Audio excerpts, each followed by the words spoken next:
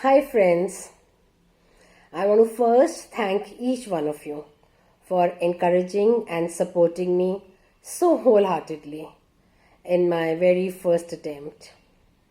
I indeed feel very confident and motivated to move forward.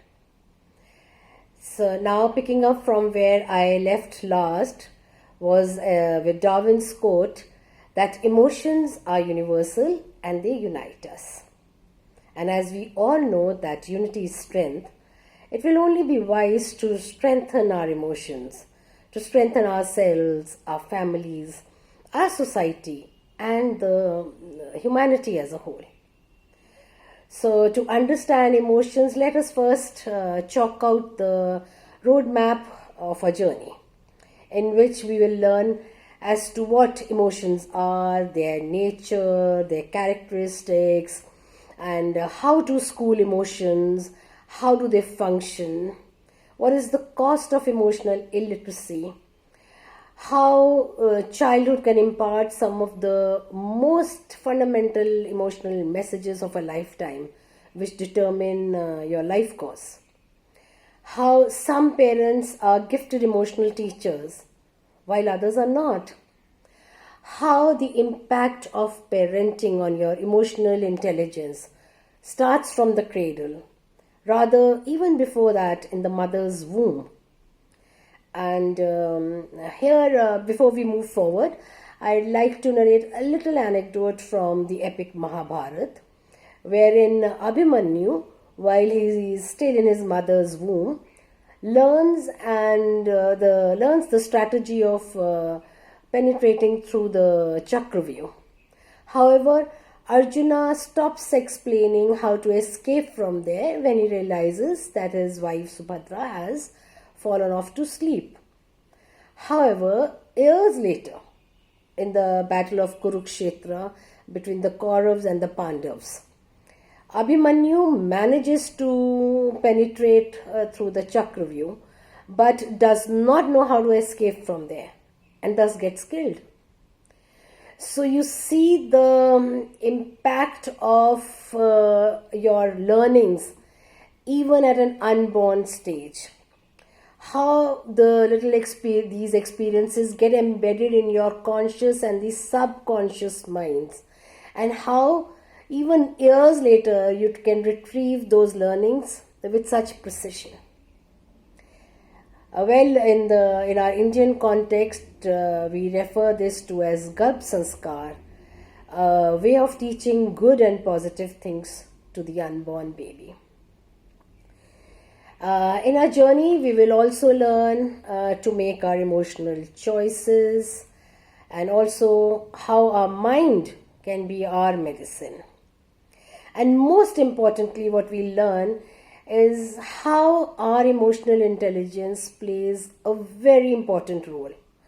Rather, I can say even a more powerful role than your academic intelligence in the holistic development of your mind, your body, your soul, and even your life, thereby making you successful individuals in all fronts, whether it be your personal life, your professional, or your social life.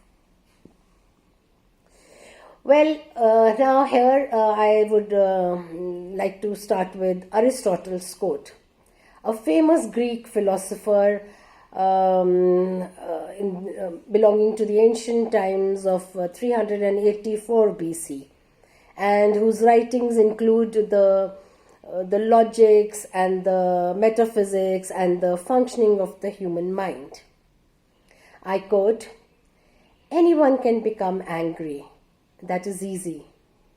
But to be angry with the right person, with the right degree, at the right time, for the right purpose, and in the right way, that is not easy." So you see, it is very difficult to handle emotions. But then it's not a difficult task to, not an impossible task rather. We can all learn the science and the art and the various skills to understand and also to manage our emotions as well as the emotions of others. So first let us understand what emotions are. Basically, they are strong feelings, either instinctive or intuitive, and which can be derived from our situations, the people around us, our relationships, our personalities, our temperaments, and even our motivation levels.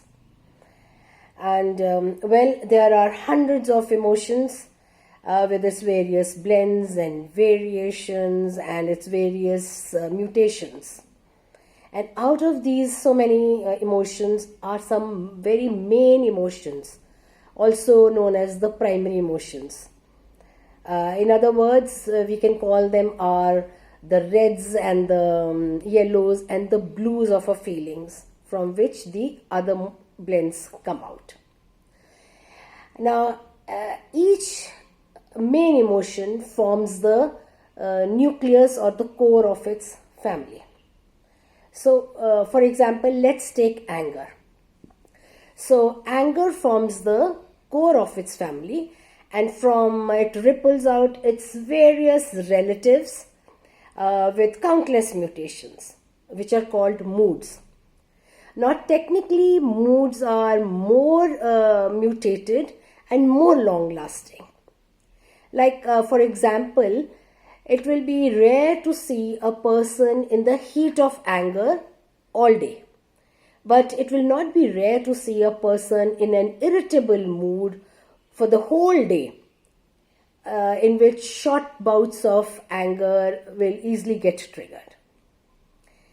And now from moods, yet another, the next stage develops, which is called the temperament of the person, which basically is the disposition of a person. It is the readiness of the mind to be evoked into a given emotion or a given mood. Like in this position, we say that a person is, like, say, in a hostile, he's carrying a hostile temperament. And yet from this third stage of temperament or a disposition, some more mutations come out, and which form the far end of the chain and develop into a disorder, a pathology, or we can even say this is an illness when we say that the person starts hating another person at this stage and goes to the extent of even becoming violent. And this kind of a pattern we can see in all kinds of main emotions, whether be negative or positive. Even positive emotions, say like enjoyment, if it reaches the other end, the other extreme, gets into the form of a disorder and goes into a mania. So all positive and negative emotions, that is why we say they should be nipped in the bud before they develop into a disorder.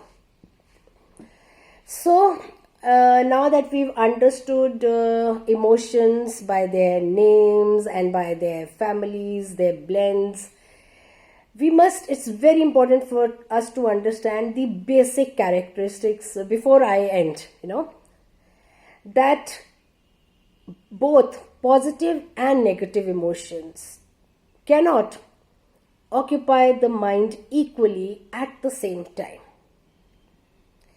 Like, for example, if you see a person sad and crying, he can't be happy and laughing and smiling away at the same time. It's just not humanly possible. So when we know that two emotions cannot occupy the mind at the same time, it becomes our duty, our responsibility to ensure that the dominating influence in our minds should be of positive emotions only. And now here comes the law of habit, which of course we'll discuss in the forthcoming video. But the law of habit will plays a very, very important role in either making our lives or breaking it. So, well, I end here and I thank you all, and I wish you a very nice and a smiling week ahead. And thanks a lot, all. And that's it. Hope to see you soon. Jai Hind.